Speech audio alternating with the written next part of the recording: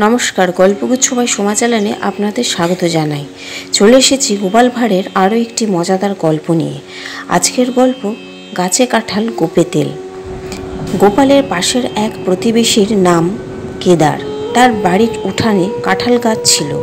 গাছটিতে প্রতি বছর বেশ বড় বড় কাঁঠাল হতো, খেতে মধুর মতো মিষ্টি। কিন্তু একটা কাঁঠালও সে কাউকে দিত না। গাছে একটি কাঁঠাল পাকলে তার গন্ধে পাড়া মাত করে তুলত। গোপাল যাচ্ছিল কেদারের বাড়ির সামনের রাস্তা দিয়ে। যেতে যেতে দেখল কেদার দাওয়ায় বসে এক বাটি সর্ষের তেল নিয়ে গোপে বেশ করে মাখাচ্ছে। তাই দেখে গোপাল জিজ্ঞাসা করলে, কি হচ্ছে কেদার ভায়া?